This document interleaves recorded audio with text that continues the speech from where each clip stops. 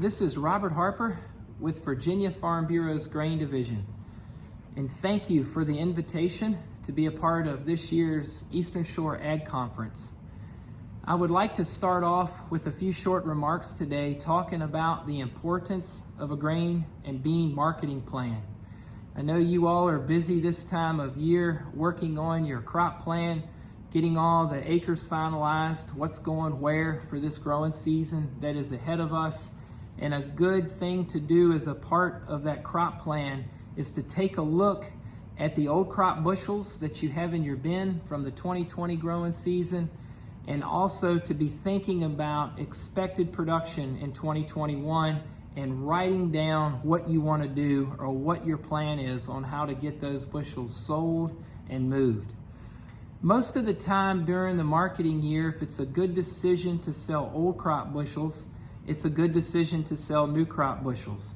So right now, when you are in the planning stages, be thinking in your mind about both old crop and new crop. Remember a rule of thumb, and a lot of you all do abide by this rule. It's safe to be up to 40% priced before your drill or your planter goes to the field this spring. If you haven't sold any new crop bushels yet, you know that if you purchase a crop insurance product, that you can safely market your production up to 40% of what you're expecting before you go to the field, and work that into your plan right now that you're developing. We know we've had a phenomenal rally on the Chicago futures. This rally really started back in September, and we saw COVID food insecurity still permeating around the world, and we saw end users around the world and here domestically wanting to get coverage for the needs that they would have in calendar year 2021. What we've seen since then is not only a covering of those needs, but also a backing up of that covering, a stockpiling. And that stockpiling, also with the covering of needs, really increased demand for corn, wheat, and soybeans. We also know starting last summer that the US dollar value started to decrease as speculators began to short the dollar futures, and the dollar value decreased. That incentivized countries all over the world and end users in those countries to buy US commodities. That's still the case today. The value of our dollar is lower than it has been in several years, and that's helping to keep our export numbers up. When we have our export numbers up like this, we know that our ending stocks, or those bushels that are left over at the end of the marketing year, and for corn and soybeans, that marketing year ends on August the 31st. We know that those ending stock numbers are projected to be very low for this August, and that is very supportive to price. There are real reasons why you see the futures price for soft wheat, for corn, and for soybeans at 6 to 6.5 year highs. And a lot of those real reasons, those fundamental reasons, has to do with our stocks to use ratio, as well as the few number of bushels that are projected to be left over.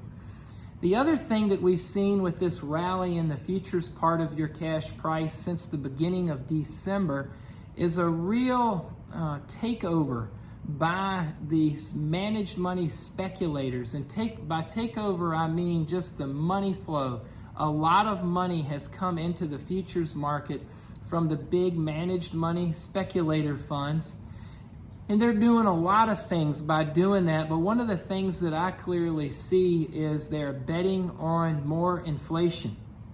They know with the new administration in Washington and with COVID still in the United States of America, they look at how the previous administration managed COVID, what the monetary policy was, what the stimulus that was given was under that administration, and they're betting on the new administration doing the same or more. So about the second week of December, they started buying agricultural commodities, not all of them, but some, but certainly corn, wheat, and beans were on the list of what they were buying, and that really elevated the futures price that we get to participate in selling when we sell cash bushels. So remember, right now, the volatility that we're seeing in the futures part of your cash price is going to be around for a while, and that's because the speculator is driving the market. They're going to put money in, they're going to take money out. Remember, the speculator is present to either buy or sell a futures contract to profit from the change in price. They like volatility when they're on the right side of that purchase or on that sale. So you have to build in volatility into your marketing plan. And if we switch a gear back, we talked a little bit about new crop marketing. If we go to the old crop, what's in your bin right now, you obviously know what your cost of production was on those bushels.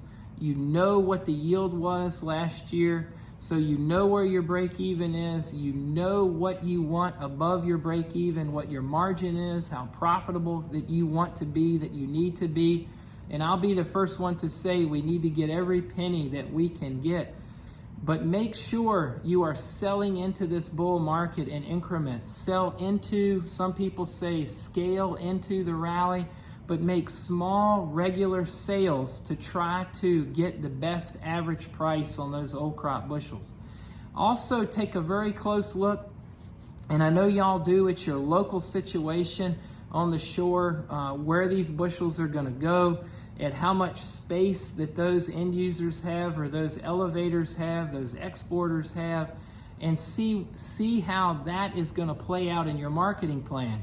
If you want to move, say, the majority of your bushels in February because of maybe how your employees are set up, or your time is set up with being able to haul bushels before you're in the field, you have to make sure, and y'all are doing this, but you have to make sure that you can get those bushels delivered to that destination. So be checking on that, and at the same time, that's going to give you a good idea about local basis. Just as we have to manage the future side of your cash price, we have to manage the basis side of your cash price. So keep a close eye on what local basis is. Try to lock in your delivery periods on your old crop bushels, what months you want to move, and then decide whether or not you want to price the futures on those bushels. And so therefore, we would be doing a cash contract where you're pricing futures and basis, or you might be bullish that the futures market, with the speculator leading the charge right now, might go higher, and you might tell your buyer that you just want to price the basis and not the futures. All those are options, and I'd be glad to discuss any of those options with you. But remember, one of the most important relationships that you have in your business, and it is all about relationships, as we know, is the person that you sell your production to. So I would encourage you to stay in very close communication with those individuals to make sure you are up to speed on what local basis is doing and what the delivery options are. So again, write your marketing plan down. The futures look to be volatile right now for the foreseeable future. Manage that volatility by having a plan written down and sticking to that plan. Sell your production in small increments over a long period of time to shoot out the best average for total production. And I congratulate y'all on getting a lot of work done last year in 2020, getting that crop planted and cared for and harvested. And I wish you the best as you're making all those decisions and get ready to do it all over again in 2021. Thank you for what you do. Again, this is Robert Harper at Virginia Farm Bureau's Grain Division, and please give me a call if I could be of any help to you. Take care.